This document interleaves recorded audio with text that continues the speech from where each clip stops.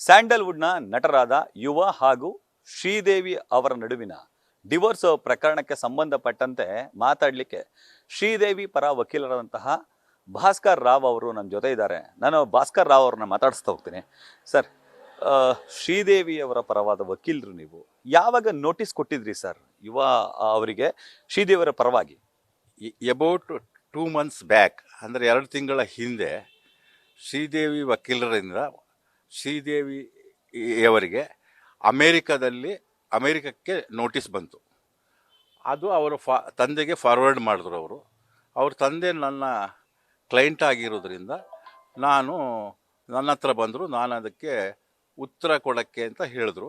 ನಾನು ಹೇಳಿದೆ, ಈ ಮೆಟ್ರಿಮೋನಿಯಲ್ ಕೇಸ್ನಲ್ಲಿ ಪರ್ಸನಲ್ ಆಗಿ ನಾನು ಇಂಟರ್ವ್ಯೂ ಮಾಡಿದೆ, ಉತ್ತರ ಕೊಡುವುದಿಲ್ಲ ಅಂತ ಹೇಳಿ 2 ತಿಂಗಳು ಅವರು ಮೈಸೂರಿಗೆ ಬರಬೇಕಾದ್ರೆ 2 ತಿಂಗಳ ಕಾಲಾವಕಾಶ ಬೇಕು ಅಂತ ಕೇಳಿದ್ರು. 2 ತಿಂಗಳು ಕಾಲಾವಕಾಶ ಬೇಕು ಅಂತ ಉತ್ತರ ಕೊಟ್ಟಿದ್ದೀನಿ. ಅಷ್ಟೇ ನನ್ನ ಪಾತ್ರ.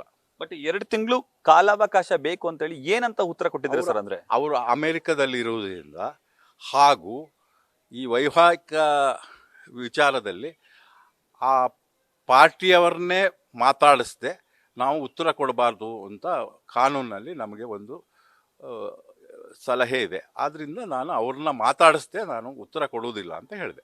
ಅಂದ್ರೆ ಮಾನಸಿಕವಾಗಿ ನಾನು ಸರಿ ಇಲ್ಲ ಅನ್ನೋ ಕಾರಣಕ್ಕಾಗಿ ನೋಟಿಸ್ ಕೊಟ್ರಿ ಅಂತೇಳಿ ನೋಟಿಸ್ನಲ್ಲಿ ಉಲ್ಲೇಖ ಆಗಿದೆ ಅಂತೇಳಿ ಅವರ ಲಾಯರ್ ಹೇಳ್ತಾರೆ. ಅವರ ಲಾಯರ್ನಲ್ಲಿ ಇಲ್ಲ ಸಲ್ಲದ ಅಪಾದನೆಗಳನ್ನು ಮಾಡಿದ್ರೆ ನನಗೆ ತಿಳಿದ ಮಟ್ಟಿಗೆ ಇಲ್ಲ ಸಲ್ಲ. ಆದ್ರೂ ನಾನು ಪಾರ್ಟಿನ ಕೇಳದೆ ಉತ್ತರ ಕೊಡುವುದಿಲ್ಲ ಅಂತ ಹೇಳಿ ಅದನ್ನು ನಾನು ನಮೂದನೆ ಮಾಡಿಲ್ಲ.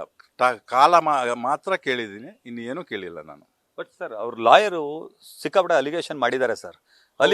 ಆ ಅಲಿಗೇಷನ್ ಎಲ್ಲ ಸಂಪೂರ್ಣ ಸುಳ್ಳು. ಯಾಕಂದರೆ ಇವರಿಬ್ಬರು ನನಗೆ ಸ್ವಲ್ಪ ದಿವಸದಿಂದ ಗೊತ್ತು. ಇವರ ನಡತೆ ವಿಚಾರ ಸುಮಾರು 6 ತಿಂಗಳ ಹಿಂದೆ ಯುವ ಎನ್ನುವ ಒಂದು ಪಿಕ್ಚರ್ ಸುರಾದ ಮೇಲೆ ಇದು ಸ್ಟಾರ್ಟ್ ಆಯಿತು. ಅವಾಗ ನಿಮ್ಮ ಬಳಿ ಬಂದಿದ್ರ? ಆ ಟೈಮ್ನಲ್ಲಿ ಅವರು ಅಮೆರಿಕದಲ್ಲಿದ್ದರು. ನಮ್ಮ ಪಾರ್ಟಿ ಸುಮಾರು 6 ತಿಂಗಳಿಂದ ಅಮೆರಿಕದಲ್ಲಿ ವ್ಯಾಸಂಗದಲ್ಲಿ ಮಾಡ್ತಾ ಇದ್ದಾರೆ. ಇವರು ಹೇಳೋ ಇದಕ್ಕೂ ಎಲ್ಲ ಶುದ್ಧ ಸುಳ್ಳು. ಆ ಹುಡುಗಿ ನಡತೆ ಸಂಪೂರ್ಣವಾಗಿ ಸರಿಯಾಗಿದೆ. ಅವ್ರು ಹೇಳ್ತಾ ಇರೋದು, ನಿನ್ನೆ ಟಿ ವಿನಲ್ಲಿ ಹೇಳ್ತಾ ಇದ್ರು ಅವಳು ನಡತೆ ಸರಿ ಇಲ್ಲ, ಅವರು ಬೇರೆಯವ್ರ ಜೊತೆಲಿ ಇರೋದು, ಅದು ಶುದ್ಧ ಸುಳ್ಳು. ನ್ಯೂಸ್ ಫಸ್ಟ್, ನಿರ್ಭೀತಿಯಿಂದ ನಿಮ್ಮ ಪರವಾಗಿ.